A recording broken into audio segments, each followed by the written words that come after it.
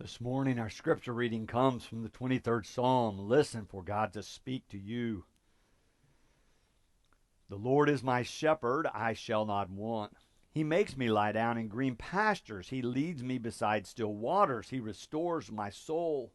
He leads me in right paths for his name's sake. Even though I walk through the darkest valley, I fear no evil, for you are with me. Your rod and your staff, they comfort me. You prepare a table before me in the presence of mine enemies. You anoint my head with oil. My cup overflows. Surely goodness and mercy shall follow me all the days of my life, and I shall dwell in the house of the Lord my whole life long. This is the word of God for the people of God. Thanks be to God.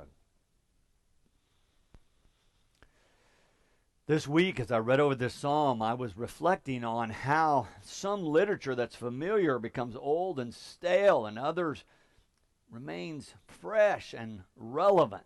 I read over this psalm, which I've heard so many times, and wondered what it means most to me. What's my first impression of it? To me, it still seems relevant, maybe because I read it with so many families during funerals. I think of it as a powerful psalm that brings peace and comfort to people. And yet, as I read over it and over it this week in preparation for our time here, I realize that the author appears to be exhausted, maybe because he's facing evil and darkness, enemies and want. Those are the things he lists as needing help, that he needs help from God with these things, even though I think most of us think about it as peace and solace accomplished.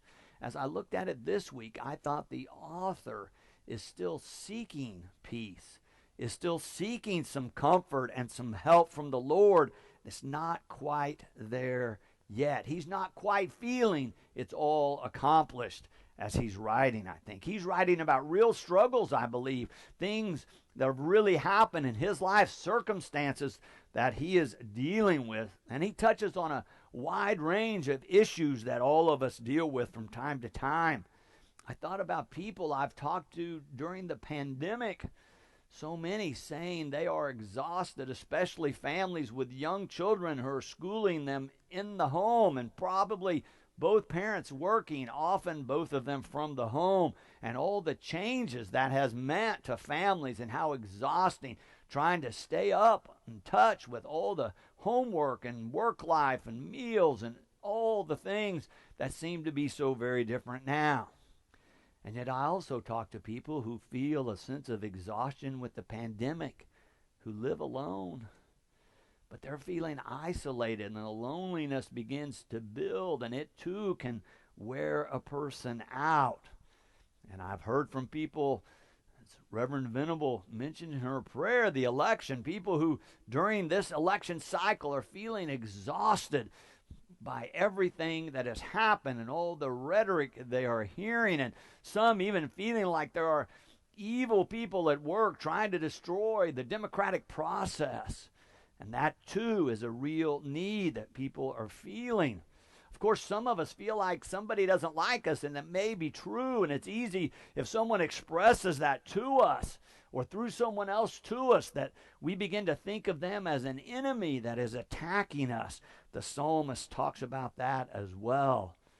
I think about those who've been impacted the most by the decline in the economy during the pandemic, who have lost a job or maybe even lost a house or lost medical insurance or are facing bankruptcy, and surely they're feeling a sense of desperation and need and want. Those most vulnerable in our society who are on the edge of homelessness or have slipped into homelessness or are dealing with active mental illness, surely they know uncertainty and want and desire some help from God. The psalmist, I think, touches on all these and writes in such a concise and yet such a universal way that it can speak to all of us. Cannot any of us, all of us, read this and the Lord is my shepherd, I shall not want. He makes me lie down in green pastures. He leads me beside still waters. He restores my soul. All of us, I think, can take comfort from that and seek solace and understand the psalmist yearning to have this sense of God's presence with him and guiding him. One of the Bible commentators I read said that verse that we read in verse 3 as he restores my soul is really a beautiful phrase, but not as accurate as what he says the Hebrew actually says, which is brings my life back.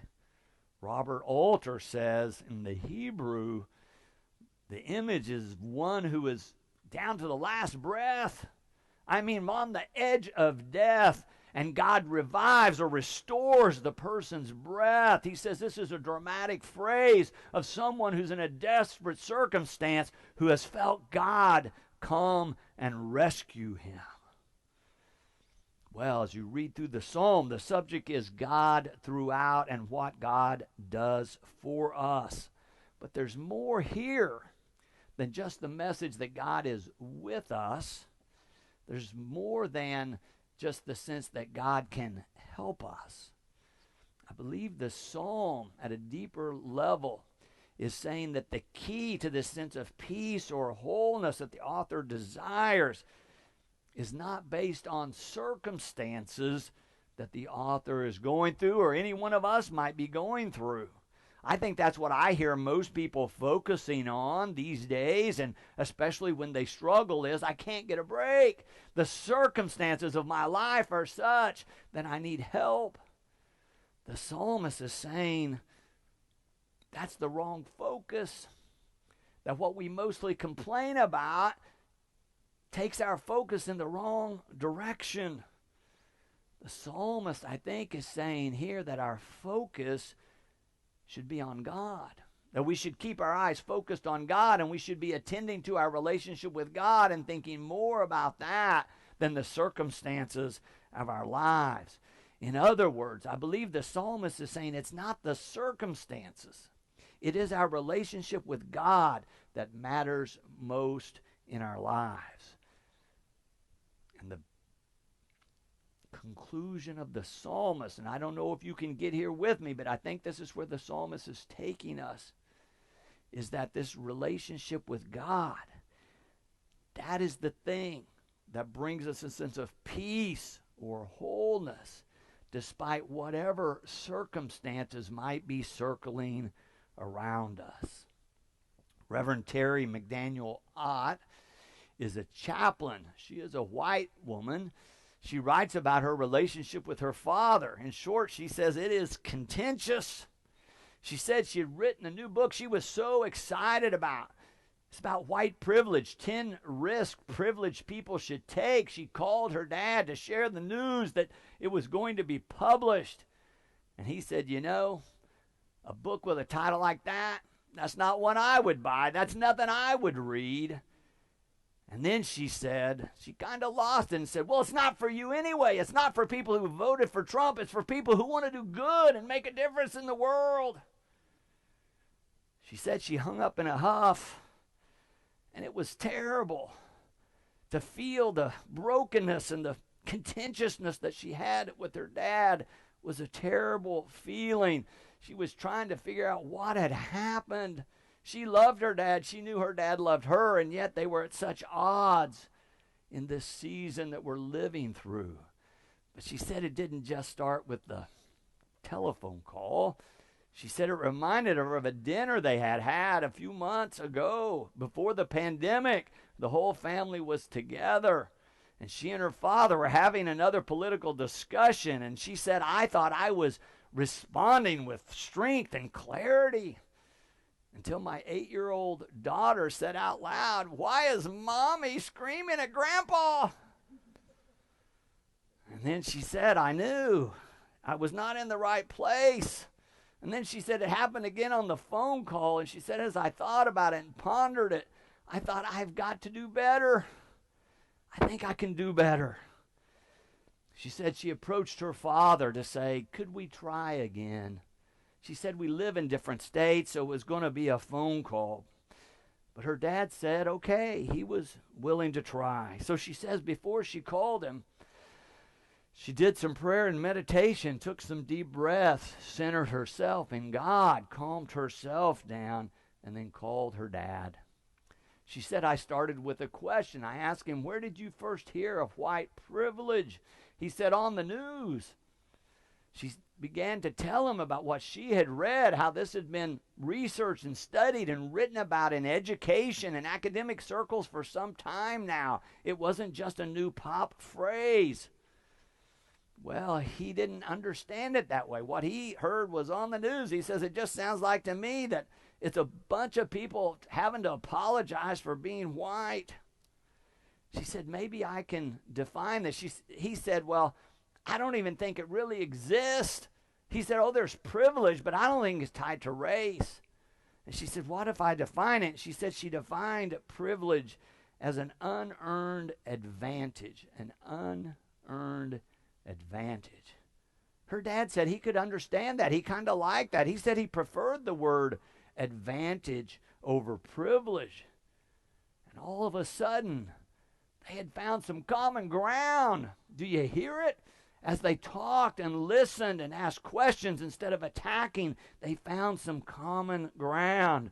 But she said her dad went on to talk about the American dream and how important that was to the fabric of our country. And everybody has an opportunity to live the dream of upward mobility and fulfilling one's calling and using one's gifts. She said, I responded with, well, yes, it does help us dream of a better future, but not everybody has the same opportunity.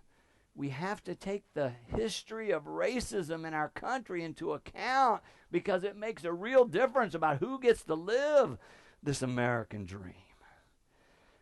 Well, he said, it just feels like to me every time I hear someone talking about white privilege that it's an excuse for other people who are lazy or who are not trying.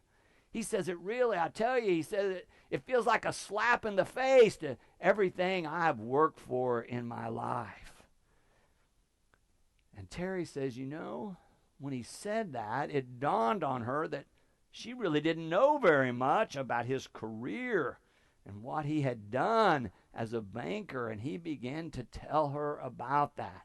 How he was living in Detroit when there were race riots years ago. And afterwards, his bank had a meeting to talk about how they could help. And they got involved in loans for businesses of ethnic minority people and loans for housing. And they really began to develop a whole division of people who were specializing in those areas. And then they began to understand they needed to have ethnic minority people in their midst on the staff. And so they proactively began to recruit and hire people to diversify the workers at the bank and the officers at the bank. She says, I listened to that. I began to understand my father better. She said, I want him in the conversation. We don't always agree. She said, let me be clear. We don't have the same position on many things. But she says, I listened better and heard his story in a fuller way and why he comes at these issues the way that he does. I realize we can all benefit from his experience. She said, I realize I've read our history, but he's lived it. She said when we finished the conversation that day and hung up, I felt so much better. I hadn't gotten in a huff. I hadn't hung up. I hadn't screamed. We hadn't been angry at each other. We had really had a conversation. And she said, certainly I understand my father better, and I think he understands me better. She said, oh, I've read more books about racism and anti-racism and all that kind of thing. But his lived experience is rich and informs him and can inform the discussion. When she was reflecting after the call, she wrote this: my dad and I share an ethic of love, and I'm a minister because my mom and dad raised me in a church that taught me that loving God meant loving one's neighbor. And I have to remember I am who I am because of who they were and how they raised me. Now, what I want us to notice is this: same external circumstances, yet now a refreshing tone in their relationship. I think this story that Terry tells gives us a glimpse of what happens when we remember that our best relationships are built on the love of God. And when we put God's love at the center of who we are and how we relate to one another, that it puts us on a different footing. The psalmist, I think, is not saying that he knows the path and he knows where he's going, only that he knows that God can lead him. I don't think he's saying he'll never experience exhaustion again, but I think he's saying he's going to trust God to refresh and restore his life or his soul. He's not saying that he never feels lost or afraid, but that he knows that he can focus on God and God's presence can bring him comfort. I don't think he's saying he will never feel attacked or disliked again, but that because he knows God and God's love for him, he can experience a sense of refreshment in his life, which leads him to proclaim in that 6th verse, I put this in your outline, surely goodness and mercy shall follow me all the days of my life. Again, it's not the circumstances will always be to our liking, but that God can always be our companion. And our relationship with God can make all the difference. The good news here is that circumstances do not have to steal our zest for living or our love of life. Our circumstances don't have to distort us into people that we don't want to be. That we can focus on God. No matter what we're facing, whatever circumstances we are living in. Because when our lives are deeply grounded in God's presence with us and God's love for us, then that determines the tenor of our living. That's what can bring us a sense of peace and wholeness that we read about in this psalm.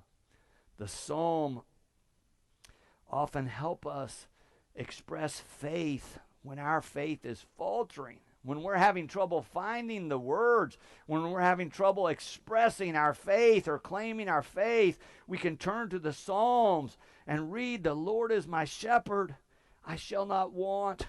He makes me lie down in green pastures. He leads me beside still waters. He restores my soul.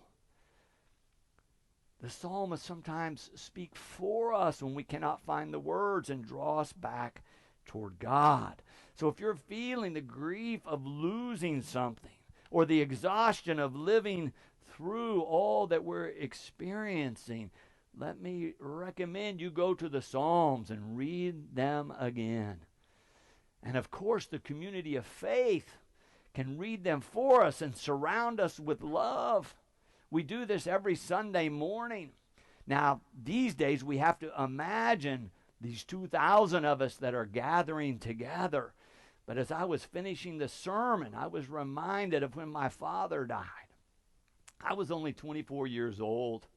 It was a difficult experience. I felt like I was pretty much grown up and on my own until his death. And then I realized he was always my backup plan. He was much of my confidence, and now he was gone. We went back to my home church in Okmulgee, Oklahoma, the first Methodist church there where my dad had grown up, where I had been raised. Walking into that sanctuary, seeing people that had helped shape my faith, hearing the organ play and the songs being sung, it allowed my grief to pour out, and I was a mess. And when I couldn't read these words, the community of faith read them for me and affirmed my faith for me and helped me navigate that most difficult experience of death. I think of it in the King James Version so often. The Lord is my shepherd, I shall not want. He maketh me to lie down in green pastures. He leadeth me beside the still waters. He restoreth my soul. He leadeth me in the paths of righteousness for his name's sake. Yea, though I walk through the valley of the shadow of death, I will fear no evil, for thou art with me. Thy rod and thy staff, they comfort me. Thou preparest a table before me in the presence of my enemies. Thou anointest my head with oil. My cup runneth over. Surely goodness and mercy shall follow me all the days of my life, and I will dwell in the house of the Lord forever. Amen.